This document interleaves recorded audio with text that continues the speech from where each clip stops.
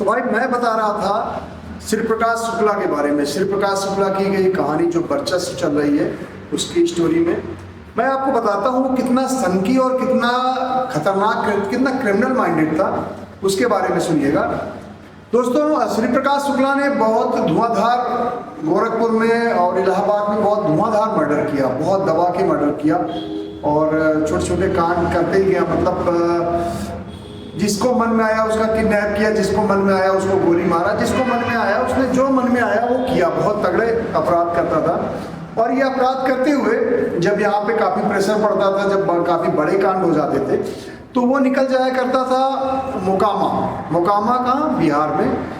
मोकामा में सूरज भान सिंह हुआ करते थे, जो आज भी है। सूरज भान सिंह का बहुत बड़ा दबदबा है। सूरज भान सिंह को वो दादा कहता था। सूरज भान सिंह एक तरह से पूरे मोकामा के बहुत बड़े डॉन हैं। तो वो उनके पास जाया करता था और अपने सिवाय वो सूरज भान सिंह को ही जो थोड़ा बहुत मतलब रिस्पेक्ट देता था उन्हीं को देता था, अदरवाइज वो और किसी की कोई सुनता उनता नहीं था। तो भाई सूरज भान सिंह के पास जब वो मोकामा चला गया, क्योंकि यहाँ पे काफ़ी प्रेशर पड़ गया था, काफ़ी वो जब ऐसा होता है ना कि भाई आपने एक स्टेट में कांड कर दिया तो आपको थोड़ा सा प्रोटेक्शन के लिए आप जाके किसी और स्टेट में आप शरण ले लेते हैं तो थोड़ा सा मामला ठंडा हो जाता है। क्योंकि इन्होंने जनपद में मर्डर भी कर दिया था, आर के सिंह को गोली मार दिया था, तो उसके बाद से थोड़ा प्रेशर पुलिस का बहुत ज़्यादा ही बढ़ गया था। तो ये बंदा सोचा कि यार क्यों ना हम भाई सूरज भान के पास आ गया। अब सूरज भान सिंह का क्या था कि उसी समय में छुटकुन शुक्ला, भुटकुन शुक्ला, मुन्ना शुक्ला, ये तीन भाई हैं। तो इन लोग का भी छुटकुन शुक्ला का काफ़ी दबदबा हुआ करता था तो गोपालगंज में। अब यहाँ पे तो क्या किया कि जो इनके एंटी पार्टी के लोग थे, इन्होंने जो उनका छुटकुन शुक्ला का गनर था उसको अपने कॉन्फिडेंस में लिया, काफ़ी मोटा पैसा दे करके उनके गनर से ही छुटकुन शुक्ला की हत्या करवा दिया। अब छुटकुन शुक्ला की हत्या होने के बाद तो सारा पूरा समीकरण ही बिगड़ गया, क्योंकि वो एक इतना बड़ा नाम और उसकी हत्या हो जाना एक बहुत बड़ा कांड था। अब उसके लिए जब ये हो गया तो भाई जो इनकी पार्टी के थे छुटकुन शुक्ला के भाई वगैरह, मुन्ना शुक्ला वगैरह, ये काफ़ी परेशान थे कि यार उसकी किसी भी तरह से मर्डर कराना, मतलब गनर का जिसने गोली मारी है तो उसका मर्डर कराना है। लेकिन वो जेल चला गया था और जेल से जब वो आया करता था पेशी करने के लिए तो उसके बहुत पास काफ़ी गनर मतलब कि गार्ड्स आते थे साथ में, तो उससे इतना आसान नहीं था। तो वहाँ के जो बिहार के क्रिमिनल्स थे उनकी हिम्मत नहीं हो पा रही थी। हालांकि ये पार्टी भी कैपेबल थी, ये कर सकती थी, लेकिन कोई हिम्मत नहीं कर पा रहा था कि उनके मारने की हिम्मत नहीं जुटा पा रहे थे। तो उन लोगों ने क्या किया कि भाई ठीक है यार, जब पता चला कि यार ये यूपी से सूरज भान दादा के पास 2-3 बंदे आए हुए हैं जो कि बहुत ही बहादुर हैं, बहुत ही बिंदास हैं, और ये वो लोग यदि सूरज दादा मतलब सूरज भान दादा बोल देंगे तो ये काम हो सकता है, वो लोग के द्वारा कराया जा सकता है। तो भाई वो लोग गए सूरज भान के पास और सूरज भान चूँकि छुटकुन काफ़ी सपोर्ट करते थे सूरज भान का, तो सूरज भान भी फेवर करते थे उनका। तो भाई जब छुटकुन ने कहा कि भाई ये भुटकुन ने जब ये कहा कि भाई ये हमें मतलब उसके गनर की हत्या कराना, दादा आप मेरी मदद करो, तो उसने श्री प्रकाश शुक्ला से बात करा दिया भुटकुन शुक्ला की। तो भाई उन्होंने बात किया, तो जब भुटकुन ने कहा श्री प्रकाश से, तो श्री प्रकाश तो बिंदास आदमी था, उसको तो कोई परवाह हुआ ही नहीं करती थी। उसने बताया कि भाई ऐसा ऐसा हो गया, गनर ने मार दिया, उसको मारना है। श्री प्रकाश शुक्ला ने कहा ठीक है कर देंगे, मार देंगे। तो बोले कि भाई लेकिन वो बड़े सिक्योरिटी में आता है और जब पेशी में आता है तो काफ़ी गनर वगैरह रहते हैं। बोला कि यार देखो ऐसी कोई बात वो नहीं है, मतलब इतना बिंदास आदमी था। बोले देखो चाहे गन हो उसके पास भी हो मेरे पास भी हो, शेर वही होता है जो पहली गोली चलाता है और जिसका निशाना सही लग गया वही डॉन है, और जिसका नहीं लगा वो काम खत्म। तो आप उसकी टेंशन ना लो, हम आपका काम कर देंगे, बेफिक्र रहो। अब भाई ये लोग गोपालगंज चले आए। गोपालगंज में जाने के बाद इन्होंने रेकी किया कि भाई उसकी अजय सिंह की पेशी कब है और कोर्ट में कब आएगा। इन्हें पता चली डेट कि इस डेट को आने वाला है। इन लोगों ने पहले से उस डेट को पहुंच के और वहाँ पे अपनी फील्डिंग लगा लिया। फील्डिंग लगाने के बाद जैसे ही वो अपने वैन से आया, इन्होंने घेर के गाड़ी से खींच के अजय सिंह को गोली मार दिया, भूल दिया वहीं पे। वो मारने के बाद चला आया वापस और वापस आने के बाद तो सूरज भान बड़े खुश हुए और उसको बड़ी शाबाशी दी है कि यार तुमने तो बहुत अच्छा काम किया, ये यहाँ के कोई मतलब बदमाश इस तरह की हिम्मत नहीं कर पा रहे थे, जितना बड़ा काम तुमने किया ये बहुत बड़ा काम है। तो उसने बोला कि दादा फिर आप हमें इसी बात पे एक AK-47 दे दो, आपके पास कई हैं। तो बोले कि यार एक्चुअली उन्होंने एक बार वादा किया था कि जब तुम वीरेंद्र शाही को मार दोगे तो हम तुम्हें 2 AK-47 देंगे, लेकिन उस हमले में जो पहला गोली चलाया था तो उसमें सूरज भान मतलब वीरेंद्र शाही का जो गनर है वो मारा गया, तो वीरेंद्र शाही के पैर में गोली लगी थी लेकिन वीरेंद्र शाही बच गए थे, तो वो काम तो पूरा नहीं हो पाया था। तो भाई अब इस कंडीशन में वो गन दिए नहीं, तो बोले कि दादा हमने आपका ये काम कर दिया है तो आप हमें एक AK-47 दे दो। तो बोले कि नहीं अभी नहीं, लेकिन एक काम हमारा और है, यदि वो काम कर दोगे तो हम तुम्हें एक AK-47 इनाम के तौर पे दे देंगे। तो वो तो बिल्कुल उतावला रहता था, उसको बोला ठीक है दादा बताओ काम क्या है। तो उसने कहा कि यार यहाँ पे रेलवे के बड़े 3 ठेकेदार हैं, अजय सिंह, विजय सिंह और मनोज सिंह, तो ये तीनों का मारा जाना बहुत जरूरी है और यदि इनको मार दोगे तो हम तुम्हें AK-47 एक इनाम के तौर पे दे देंगे। उन्होंने कहा ठीक है। अब भाई ये पटना जाके अजय, विजय और मनोज सिंह को उन्होंने गोली मार दिया और AK-47 से पूंछ के रख दिया। अब वो मारने के बाद ये वापस आए तो सूरज भान तो बड़े खुश हुए, बोले कि यार ठीक है, ये उस समय इसको अशोक सिंह बोलते थे, शिव प्रकाश कोई नहीं बोलता था। बोले अगर अशोक तुमने काम तो बहुत अच्छा किया है, जब जाना तो तुम एक AK-47 यहाँ से लेते जाना, ठीक है, एक डन हो गया। अब क्या हुआ कि इसके बीच में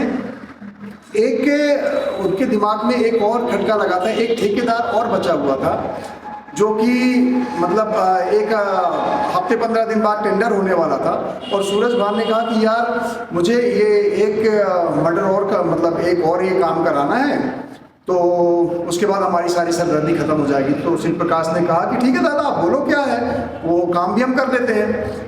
तो सूरज भान ने कहा कि नहीं, ये काम अब तुम मत करो, तुमने 2 कांड कर दिए हैं और तुम्हारा नाम आ जाएगा, तुम्हें लोग पहचान जाएंगे, तुम अब पटना मत जाओ, तुम यहीं पे रहो, ये काम हम किसी और से करवा लेते हैं। तो एक्चुअली 3 बंदे आए हुए थे गोरखपुर से और 3 बंदे आए हुए थे।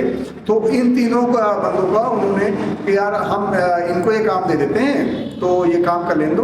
तो बोला कि भाई अब ये शिव प्रकाश शुक्ला चाहता नहीं था कि भाई ये काम कोई और करे, तो शिव प्रकाश शुक्ला ने कहा कि नहीं दादा हम छोटा सा काम है, आप बताओ हम कर देते हैं, कोई आपको कभी आपने कहा और हमने काम ना किया हो तो आप ऐसा बोलो। तो बोले नहीं ऐसी बात नहीं, लेकिन तुम मत जाओ, तुम्हारा यदि पहचाने गए कुछ भी हुआ तो तुम्हारी वजह से हमारे को भी दिक्कत आएगी, तुम भी मुश्किल में फंसोगे, हम भी मुश्किल में फंसेंगे, ये काम है इनको दे देते हैं, यदि ये लोग कर दिए तो अच्छी बात है और नहीं कर दिए तो फिर हम तुम्हारे पास वापस आ जाएंगे। तो भाई वो तीनों बंदे को इन्होंने काम दे दिया कि और ये बंदे गए तीनों उनके भतीजे के साथ ललन सिंह के साथ गए और इन तीनों ने मिल करके पहले रेकी किया और गांधी मैदान के पास उस बंदे को घेर के वहां पे मार दिया। उसके पास बल्कि 2 ऑटोमेटिक वेपन्स भी थे गाड़ी में, उनको मारने के बाद उनकी वेपन्स भी छीन के ले आया और जब सूरज भान को दिया तो सूरज भान बड़े खुश हुए, बोले कि यार देखो यार तुम्हारे तो गोरखपुर के में ही खून में ही कुछ ऐसा है कि देखो तो इन तीनों ने भी काम कर दिया और बड़े खुश हुए कि यार अच्छा, पलक झपकते 1 सेकंड का टाइम नहीं लगा और तुमने भूज के रख दिया उसको, हमारे बड़ी तारीफ किया। और ये तारीफ श्री प्रकाश शुक्ला को बिल्कुल भी पसंद नहीं आ रही थी, बिल्कुल उसको चुभ रही थी। लेकिन वो अब क्या कहे सूरज भान के सामने, तो उसे अच्छा तो नहीं लग रहा था लेकिन वो फिर भी चुप था, वो काफ़ी तारीफ कर रहा था और ये भी थोड़ा सा अपना जो तीनों थे ये भी थोड़ा सा अपना बढ़ चढ़ के थोड़ा बहुत बोले पड़े थे, लेकिन ठीक है। और इसके बाद ये हुआ कि भाई शिव प्रकाश शुक्ला ने कहा कि सूरज भान ने कहा कि भाई काम करो तुम लोग, जैसे यहाँ पे अब जाके सो जाओ, फिर कल की चीज़ अभी कल देखी जाएगी। तो क्या होता था कि जो ये लोग जाते थे मुकामा में, तो सूरज भान के कई घर हैं वहाँ पे उनकी बड़ी बहन है, काफ़ी ओल्ड एज थी, एजेड है, तो उनके यहाँ इनके रहने की, खाने पीने की व्यवस्था की जाती थी। तो रहते खाते पीते उनके यहाँ थे, और फिर ये चले जाया करते थे। इनको सोने के लिए एक मस्जिद थी, मस्जिद के छत पे वहाँ पे सोने की व्यवस्था कर दी जाती थी इनकी। तो उसी मस्जिद में इनकी व्यवस्था रही। तो भाई जब ये रात हुई और सोने का टाइम हुआ, तो उस समय भाई वो जो तीनों बंदे थे, वो तीनों बंदे अपना बिस्तर उठा करके छत पे जाने लगे। तो शिव प्रकाश शुक्ला ने कहा कि भाई तुम ऊपर मत जाओ, ये ऊपर जाना ठीक नहीं है। यदि तुम्हें ऊपर जाना था, ऊपर सोना था, तो तुम्हें दादा से बता देना चाहिए था, पूछ देना चाहिए था। तो वो तीनों बड़े ओवर कॉन्फिडेंट थे। तो उन्होंने कहा कि अरे कोई बात नहीं, दादा हमें मना नहीं करेंगे, हम जा रहे हैं ऊपर सोने। तो श्री प्रकाश के तो अंदर बिल्कुल वैसे ही आग लगी हुई थी, और ये बात सुन के इस तरह कोई बात करे, उस श्री प्रकाश को बिल्कुल गंवारा नहीं था। और भाई साहब उनका दिमाग एकदम चिढ़ गया, दिमाग एकदम वो सनक गया। वो लोग अपने बिस्तर लेके चले गए, जाके बिस्तर में वहां पे सो गए। अब इधर श्री प्रकाश को नींद नहीं आ रही है, श्री प्रकाश का दिमाग घूम रहा है, बिल्कुल वही दिमाग में उसके घूम रहा है। तो वो परेशान था। इधर जो इसके साथ थे सुधीर त्रिपाठी और अनुज प्रताप सिंह, आनंद पांडे, इन लोगों ने समझाया कि भैया कोई ऐसी बात नहीं है, छोटे से काम किया है, हम लोग के सामने कहाँ टिकेंगे, हम लोग तो इतने बड़े बड़े काम करते हैं, छोटा सा काम दे भी दिया दादा, कर दिया, तो इसमें कौन सी इतनी टेंशन लेने वाली बात है। तो बोला कि नहीं ये, लेकिन जिस तरह से दादा तारीफ कर रहे थे और पटना जाने से हमें रोके, तो हमें लग रहा है कि यार ये कहीं ना कहीं हमारा पता काट रहे हैं और हमें साइड करने की कोशिश कर रहे हैं। तो बोले कि नहीं नहीं दादा भैया, ये ऐसी कोई बात नहीं है, लोग कहाँ जाएंगे, इतना कहाँ हम लोग जैसे कहाँ कर सकते हैं, तो आप आराम से हो जाइए, टेंशन लेने वाली कोई बात नहीं होगी, अब बाद में देख लिया जाएगा, ऐसी कौन सी वो बड़ी बात है भाई। क्योंकि वो अराइवल तो थे नहीं, लेकिन अब वो श्री प्रकाश के दिमाग में घूम गई तो घूम गई। वो सनकी इतना था कि मतलब उसको जब किसी चीज़ का खौफ ही नहीं था तो डरना किस बात का था। तो फिर भी वो माना नहीं, वो लोग अपना दोनों सोने की कोशिश करते रहे, लेकिन श्री प्रकाश को नींद नहीं आ रही थी किसी भी हाल में। 3:30 बजे रात को फिर श्री प्रकाश की कोठी घूमी, उसने सुधीर सिंह को और आनंद पांडे को उठाया, बोले कि उठो और ऊपर चलना है। तो लोगों ने फिर समझाया, वो लोग समझ रहे थे कि श्री प्रकाश का मूड घुमा हुआ है और ये कांड कर देगा, लेकिन अब श्री प्रकाश के आगे वो मना करने की भी हिम्मत तो किसी की नहीं थी। भाई वो बोला कि नहीं चलो। उसने बताया कि भाई ऐसा है कि 3 में जो मेन बंदा है गांधी, इसको मैं गोली मारूंगा और बाकियों के सर पे 5-5 गोलियां तुम मारोगे। वो तीनों सो रहे थे क्योंकि वो पूरा दिन रैगी किए थे, घूमे थे, और शाम को आने के बाद वो शराब वराब भी पी लिए थे, तो गहरी नींद में मस्ती से सो रहे थे। इधर ये तीनों पहुंचे और तीनों ने एक साथ ही उसके सर पे रख करके 5-5 गोलियां तीनों के सर पे ठोक दिया, और वो सोते ही सोते तीनों मारे गए। अब आप सोचो कि मतलब छोटी सी बात उसको खटकी और वो पलक झपकते, वो भी मोकामा के अंदर जहां पे सूरज भान की मर्जी के बिना पत्ता भी नहीं हिल सकता, सूरज भान के ही आदमी को, जो सूरज भान के लिए मर्डर करके आया था, सूरज भान के अड्डे पे, वहीं पे गोली मारने की हिम्मत सिर्फ श्री प्रकाश ही कर सकता था, और उसने मर्डर कर दिया। 3 के तीनों मारे गए। अब वो गोली चलने के बाद थोड़ा सा उसको शौक लगा श्री प्रकाश को कि यार अब ये दादा आएंगे या किसी बंदे को भेजेंगे, तो 10-15 मिनट थोड़ी देर के लिए बैठ गया वहीं पे कि यार वो देखते हैं क्या रिएक्शन होता है, कौन आता है, क्या होता है। 10-15 मिनट बैठा रहा, तब तक कोई नहीं आया। जब कोई नहीं आया तो उसने, भाई अब तो सुधीर सिंह और आनंद पांडे दोनों डरे हुए थे, तो उसने कहा कि भाई ऐसा है, इन तीनों को उठाओ और यहाँ से थोड़ी दूर पे गंगा जी हैं, वो बिल्कुल वो दरगाह जो है ना, वो गंगा जी के किनारे ही, मोकामा शहर ही पूरा बसा हुआ है गंगा जी के किनारे। तो बोले कि भाई उठा के ले चलो और तीनों को रात में ही डिस्पोज कर देते हैं, क्योंकि यदि दादा जब देखेंगे तो क्या रिएक्शन होगा क्या नहीं पता नहीं, लेकिन शायद अच्छा ना हो, तो इसलिए इनका रात में ही काम तमाम कर देते हैं। तो भाई उनकी हिम्मत तो नहीं पड़ रही थी, लेकिन भाई श्री प्रकाश के कहने पे उन्होंने उठाया, एक एक बंदे ने एक एक को कंधे पे लादा और ले जाके पहले गए वहाँ पे नाव खड़ी रहती है, जो लोग पार करने के लिए आते जाते, एक नाव खोली, नाव में रखे, ले जाके बीच नदी में 3 के तीनों लाशों को फेंक दिया, और उसके बाद वहाँ से वापस आए और फिर नाव में जो खून लग गया था उसको भी साफ ऑफ किया, और उसके बाद आने के बाद जो उसकी रजाई गद्दा वगैरह जिसमें वो सोए थे, जो भी वो थे, कपड़े उठा के ले जाके सारा नदी में डाल दिया। और जब वो नदी में डाल के वापस आ रहे थे तभी एक सूरजभान का बंदा आया और उसने पूछा कि अशोक भाई कोई यहाँ पे अभी कुछ गोली वोली चली है क्या, तो कुछ हुआ है क्या? तो सूरजभान ने उसने कहा, शिव प्रकाश ने, कि थोड़ा सा तो वो फॉर्म तो हुआ, लेकिन वो कहा नहीं नहीं कुछ नहीं हुआ, ऐसे बस नींद नहीं आ रही थी तो हम लोग नदी किनारे गए हुए थे, तो वहाँ पे हमने 4-6 गोली फायर कर दिया, 4-6 राउंड फायर किया और ऐसी कोई बात नहीं। ये सुन के उसका बंदा वापस चला गया और ये लोग आ गए।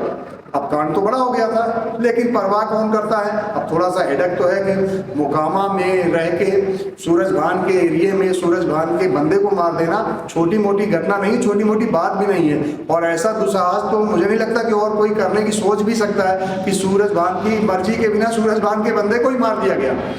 फिर भी अब श्री प्रकाश तो श्री प्रकाश था। और जब सुबह नाश्ते पे बुलाया गया, नाश्ते पे ये लोग बैठे, तो सूरजभान ने कहा कि तुमने, अशोक सिंह बोलते थे, अशोक तुमने अच्छा नहीं किया। तो इसने कहा कि दादा मैंने क्या किया? तो बोले कि क्या तुम सोचते हो कि यहाँ तुम कोई कांड कर दोगे और यहाँ पे पता नहीं चलेगा, जहाँ पे हमारी मर्जी के बिना पत्ता नहीं हिलता, और तुम इतना बड़ा कांड कर दोगे यहाँ पता नहीं चलेगा हमें। बोला तुमने गलत किया, तुम्हें ऐसा नहीं करना चाहिए था। तो फिर श्री प्रकाश ने कहा कि दादा ये जिस तरह से बात कर रहा था और जिस तरह से आप उसकी तारीफ कर रहे थे, तो ये भरोसे का आदमी नहीं है, लेकिन जिस तरह से आप तारीफ कर रहे थे मुझे अच्छा नहीं लग रहा था। और फिर रात में जिसने जो मेरे से जिस तरह से बात किया ये मुझे अच्छा नहीं लगा, इसलिए मैंने इनको ठोक दिया। फिर भी सूरजभान ने कहा कि नहीं अशोक तुमने गलत किया, तुम्हें ऐसा नहीं करना चाहिए था और ये बिल्कुल अच्छा नहीं है। अब यहाँ पे समझ में आ गया इसको श्री प्रकाश को कि यार ये भाई सूरजभान भी छोटी मोटी हस्ती तो थे नहीं, छोटा मोटा आदमी तो था नहीं, वो भी वो डॉन और एक बड़ा डॉन जो कि भाई जिनसे राइवल पूरे उसका था, और मतलब बड़े बड़े अच्छे हस्तियां कांपती थी। और वो वहाँ पे चूंकि उसका एरिया में तो कोई मतलब पुलिस वगैरह भी नहीं जाने की हिम्मत नहीं करती, मतलब कोई बड़ा यदि फोर्स ही आए तो उसके अंदर जाने की हिम्मत करती है, अदरवाइज कोई हिम्मत करने वाला था नहीं। अब ये समझ गया कि भाई ऐसा है, तो सूरज भाई इसने श्री प्रकाश शुक्ला ने कहा आनंद पांडे से कि यार देखो दादा की मर्जी के बिना ना हम यहाँ पे रह सकते हैं और ना हम यहाँ से बाहर निकल सकते हैं, और दादा का मूड अच्छा लग नहीं रहा है, तो यार कल को बात बिगड़ेगी, इससे बढ़िया कि हम यहाँ से निकल लेते हैं, बाहर जाते हैं। तो भाई लोगों ने सलाह दिया कि ठीक है, डरे तो वो भी थे, उन्होंने कहा कि ठीक है आप दादा को बता दो। तो शाम को खाने के समय पे जब ये मिले तो उसने कहा श्री प्रकाश ने कि दादा अब हम जाएंगे यहाँ से, और काफ़ी दिन हो गया हमारे कुछ काम है, तो अब हम यहाँ से निकलते हैं। तो सूरजभान ने मना किया कि नहीं, तुमने अभी तुमने पुलिस का वो मर्डर किया है और पुलिस तुम्हें बड़ी शिद्दत से ढूंढेगी, क्योंकि पुलिस का मर्डर कर देना छोटी मोटी बात नहीं है, पूरा पुलिस महकमा तुम्हारे पीछे लगा होगा, तो तुम बिल्कुल भूल कर भी गलती मत करो और तुम्हें गोरखपुर जाने की किसी भी हाल में इलाहाबाद लखनऊ या गोरखपुर जाना ठीक नहीं तुम्हारे लिए। तो उसने कहा ठीक है दादा, चूंकि अब इन लोग को तो थोड़ा सा वो हो ही गई थी हेडक कि यार ये बात बिगड़ भी सकती है, तो क्योंकि सूरजभान की मर्जी के खिलाफ इतना बड़ा कांड कर दिया था, 3 दिन मर्डर और उसी के बंदे का खून। तो भाई उन्होंने कहा कि ठीक है दादा हम नेपाल चले जाएंगे, विराटनगर में वहाँ पे पप्पू देव हैं, पप्पू देव ने अच्छा अपना सेटअप बना रखा है। पप्पू देव को आप चाहो तो आप फ़ोन कर दो या मैं फ़ोन करके बोल देता हूँ उन्हें कि भाई हम लोग आ रहे हैं, वो व्यवस्था कर देंगे, हम वहाँ पे महीना 15 दिन रह लेंगे आराम से, हम नहीं जाएंगे गोरखपुर लखनऊ नहीं जाएंगे, लेकिन हम जाते हैं दादा। तो सूरजभान भी समझ गए, बोले ठीक है तुम जाओ, लेकिन गलती मत करना, लौट के वहाँ पे मत जाना। फिर ये पप्पू देव को रास्ते में फ़ोन कर दिए और जिनको बता भी दिए। तो भाई साहब वो था श्री प्रकाश शुक्ला, जिसकी इतनी मतलब कि सनक जो चढ़ जाए वो करने के लिए, मतलब कत्ल उतल करना तो उसके लिए बाएं हाथ का खेल, मतलब बाएं हाथ का भी क्या खेल है, दोनों हाथ से लगातार एक मतलब दोनों हाथ से वो निशाना लगाने की क्षमता रखता था, और इसको अपने इस हुनर पे बड़ा कॉन्फिडेंस था और उसका निशाना कभी चूकता नहीं था, अचूक निशाना लगाता था, दोनों हाथ से एक साथ गन चलाता था। AK-47 थी उसकी, लेकिन वो ज़्यादातर जितने भी कांड किया है वो कांड किया है .45 की गन से, और वो उसी से वो मतलब दोनों हाथ से गन चलाने का उसको शौक था, वो दोनों हाथ से गन चलाया करता था जब भी फायर किया करता था।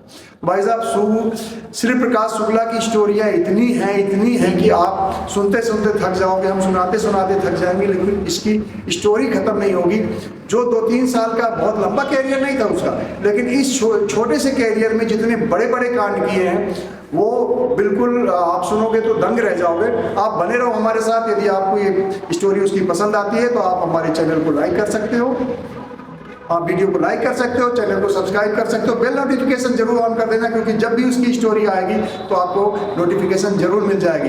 दोस्तों चलते हैं, फिर कल मिलेंगे एक नई स्टोरी के साथ। अभी श्री प्रकाश शुक्ला की ही सीरीज पे हम चलते रहेंगे। श्री प्रकाश शुक्ला की टोटल पूरी सीरीज सुनाने के बाद ही हम आगे बढ़ेंगे। तो चलते हैं दोस्तों, फिर मिलेंगे। बाय दोस्तों, राधे राधे।